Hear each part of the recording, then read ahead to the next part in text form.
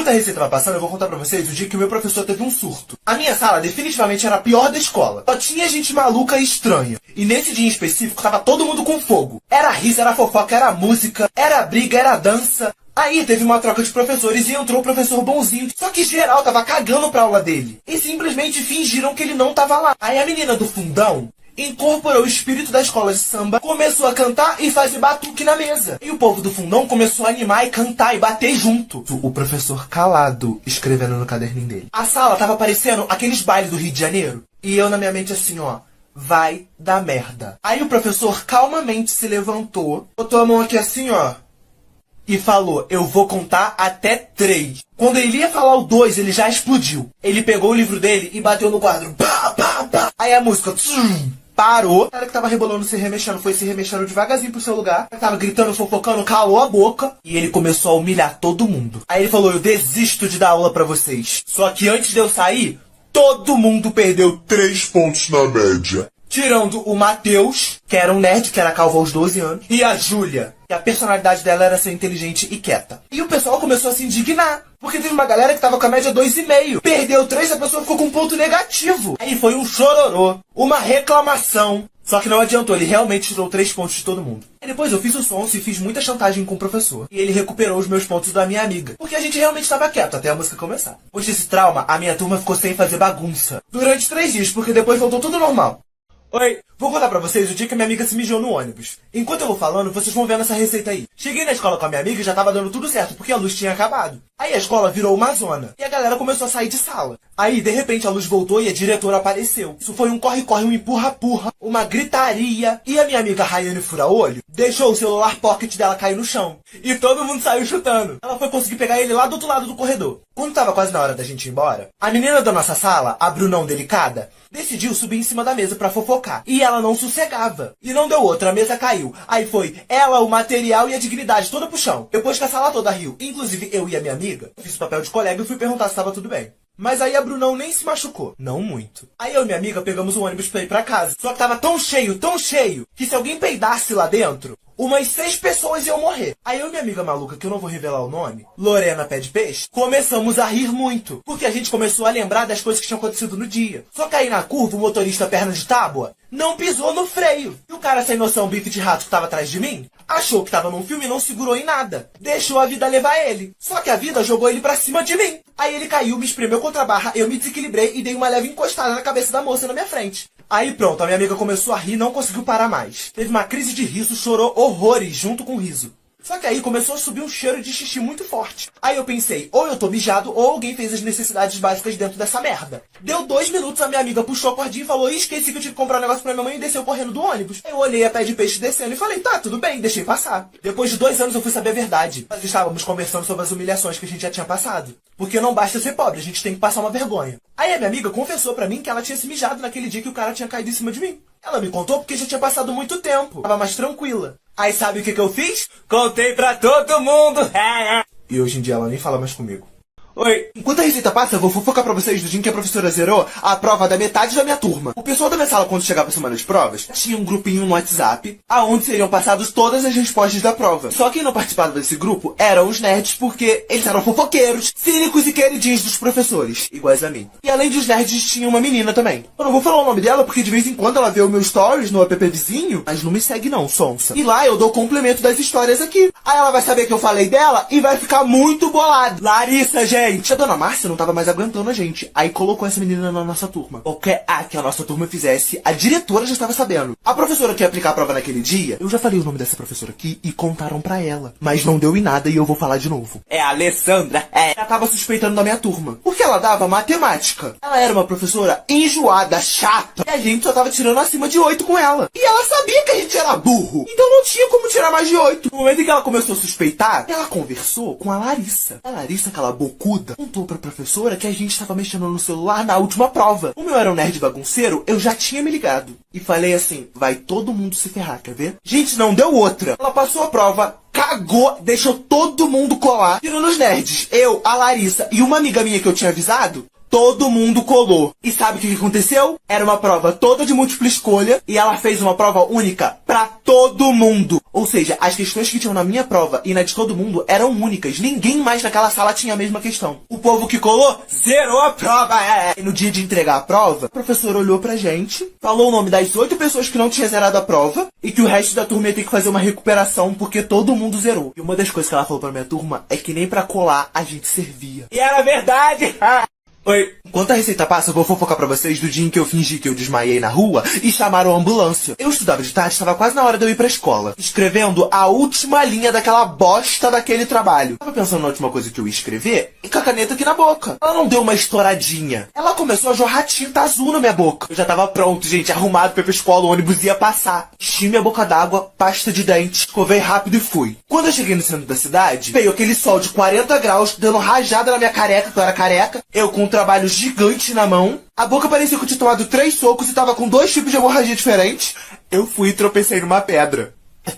Eu não só tropecei, eu chutei ela e voei no chão. Aí, né, a minha primeira reação foi o quê? Ficar ali. Na minha mentalidade de mongoloide, era menos vergonhoso você ter desmaiado do que você ter caído de cara no chão. Não deu 1 minuto, encheu de gente em volta de mim. Pessoal me cutucando como se eu tivesse morto. Ei, menino, acorda, acorda. Eu acho que ele tá fingindo. A boca dele tá roxa, a boca dele tá roxa. Oi, galerinha do Story, eu tô aqui no centro da cidade, esse menino acabou de cair. Gente, ele vai morrer, ele tá morrendo. Vai ficar tudo bem, tá? A gente vai ficar aqui te abanando, respira, respira. E a muvuca só aumentava. Naquele momento eu tava com mais vergonha de levantar de novo. É que teve uma hora que eu só escutei uma voz do além falando assim: a ambulância disse que chega em 3 minutos. Naquele mesmo instante, o espírito de Bela Adormecida saiu do meu corpo. O povo me perguntando se eu tava bem. Eu levantei, e eu falei assim: a minha pressão só caiu, tá tudo ótimo, de verdade. Saí andando.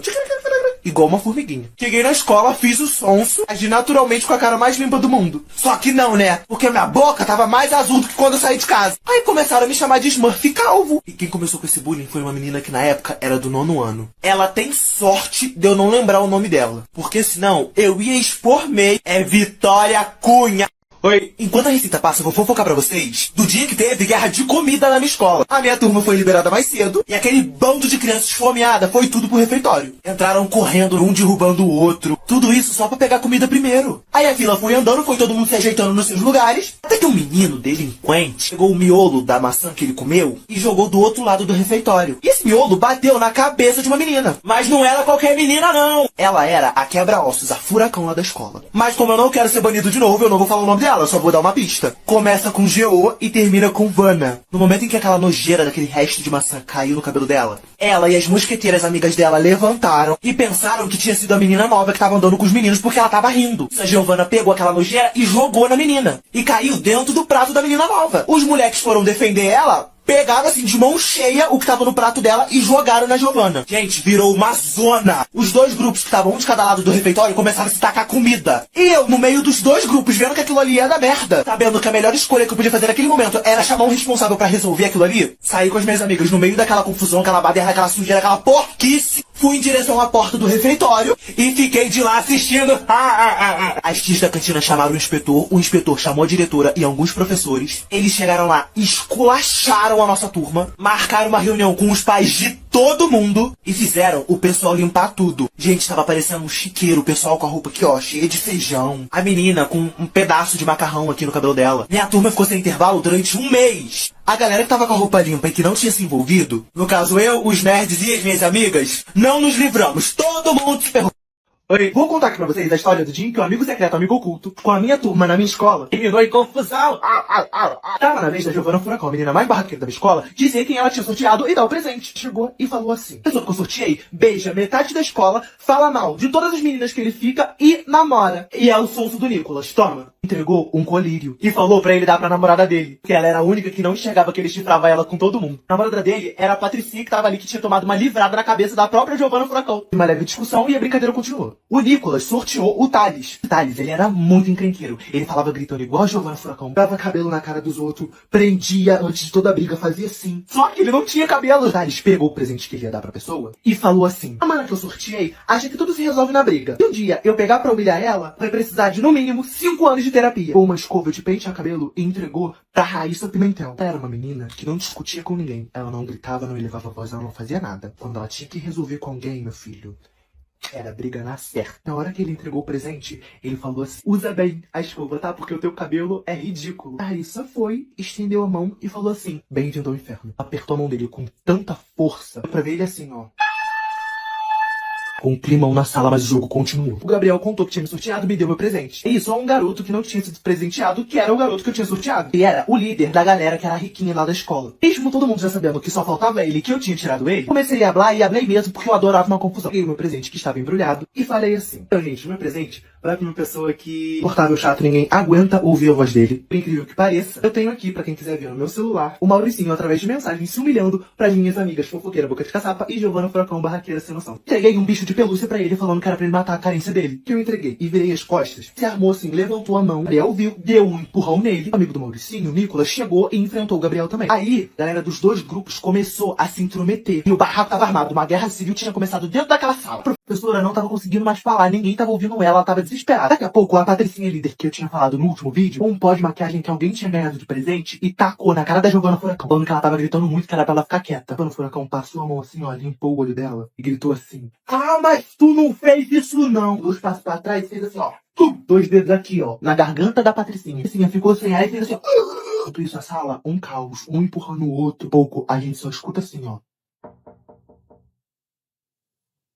Todo mundo olha pra porta da sala. Era a Dona Márcia, diretora. Nesse momento, todo mundo parou e ficou estátua. E a diretora, Dona Márcia, começou a analisar aluno por aluno. Eu parado com a cara mais sonsa do mundo do lado da minha amiga, com uma máscara do J. de cropped, uma das patricinhas com gelo na cabeça por causa da livrada que ela tinha tomado da Giovana Furacão. Por isso foi explicado no último vídeo. Também, a Giovana Furacão cheia de pó na cara igual uma palhaça, Patricinha máscara de joelho assim, ó, sufocada no chauricinho, com um bicho de pelúcia enorme debaixo do braço. Então, enfrentando 3 pessoas, escovando o cabelo ao mesmo tempo. Professora! Chorando na cadeira dela. A diretora, com muita raiva, olhou assim pra gente, deu esporro em todo mundo, mandou geral pra sala dela, advertência pra todo mundo da nossa turma, ainda deu uma suspensão de 3 dias pra nossa turma e só podia voltar com o responsável. Como era final de ano, a gente só foi aparecer lá na escola no ano seguinte. Oi, fofoca do dia que eu me afoguei e quase morri na praia. Quando eu saí do carro e vi que eu realmente estava na praia, eu surtei, fiquei assim, ó. Olha o mar, olha ali, mãe, ele veio de água de coco, igual um idiota, um bobo. Eu já fui tirando minha roupa pra eu ir nadar. Aí a minha mãe falou assim: esse mar tá agitado. Só vai no fundo com o seu tio. Porque se acontecer alguma coisa, ele vai te ajudar. Vou nem falar o nome dele, tio Carlos. Aí eu olhei pra ela e falei assim: eu sei nadar, né, mãe? Me respeita. Até aí o dia tava perfeito. O sol fritando a pele e a água do mar na temperatura do xixi da Frozen. Quanto mais passos eu dava pro fundo, mais o mar me puxava. Eu nem tava ligando, tava com o Ticar, nem tava... indo embora. Chegou uma hora que o meu pé não tava mais dando no chão. E o tio Carlinhos, tio Carlos, falou assim: aí o mar tá muito violento. Ele falava assim que ele era fumante. Quando a onda vir, eu vou te avisar, a gente mergulha junto pra ela não quebrar na gente. Nas 3 primeiras ondas a gente mergulhou junto porque ele me avisou. Depois da terceira onda, veio uma gigante atrás. Aí eu fiquei lá, né, todo feliz esperando ele mandar a gente mergulhar. Ele foi nadando na direção dela e mergulhou. Aí a onda foi crescendo assim, gigante na minha frente. Não dava mais tempo de mergulhar. Eu sabia que eu ia morrer. Eu abri meus braços e falei: amém. Nisso a onda quebrou em cima de mim. Entrou água no meu ouvido, no meu nariz, na minha boca, no meu olho. Fui levado numa velocidade. Na hora que eu bati no fundo, na areia, eu comecei a capotar, virar cambalhota. Esse meio tempo, engolindo muita água. Quando a água voltou, eu tava jogado, largado na areia. Aí eu levantei, vi que eu tava todo ralado, minha sunga no pé. Eu me ajeitei, fui andando na direção da minha mãe e comecei a chorar. Minha mãe olhou no fundo dos meus olhos, alcançou a minha alma e disse: me respeita. Eu te avisei pra tomar cuidado. Aí o passeio acabou ali pra mim. Fui da praia até em casa reclamando do tio Carlos. Fiquei todo dolorido, todo machucado. Peguei trauma real. Só fui de novo depois de anos. Mas só porque eu sou pobre e moro longe da praia mesmo. Oi. Praticamente todo mundo que era da minha comunidade estudava na mesma escola. Aí quando a gente tava saindo do colégio, todo mundo pegava o mesmo ônibus pra ir pra casa. Os alunos da favelinha eram os piores da história. O pessoal pulava a roleta do ônibus, ia cantando tudo em pé, dançando, gritavam, brigavam no ônibus. A hora que passava no quebra-mola, todo mundo pulava junto. E eu ficava olhando aquele comportamento e adorava. Eu era um dos piores. Era uma baderna, uma bagunça. Uma maravilha. Aí teve um dia que todo mundo largou mais cedo. Quando o ônibus parou no ponto da minha escola, só com aqueles filhotinhos cruz credo uniformizado, o ônibus já ficou lotado. Quando eu já tava lá no meio da muvuca, eu escutei o moleque mais atentado da minha vida. Ele só fazia merda. E eu não vou falar o nome dele, porque ele é pelo menos 3 vezes mais forte que eu. E eu tenho amor à minha vida. Gente, eu não consigo. É Guilherme. Ele pegou e falou assim com o amigo dele. Tinha 17 anos e tava no 6º ano. Qual foi? Bora puxar a alavanca aqui da janela. No que os dois se juntaram, agarraram aquele negócio e puxaram. O pessoal da minha escola assistindo, gritando, comemorando, parecendo torcida organizada. Por mim, gente com o ônibus em movimento. Quando a janela tava quase descolando, o cobrador viu. Aí ele falou assim: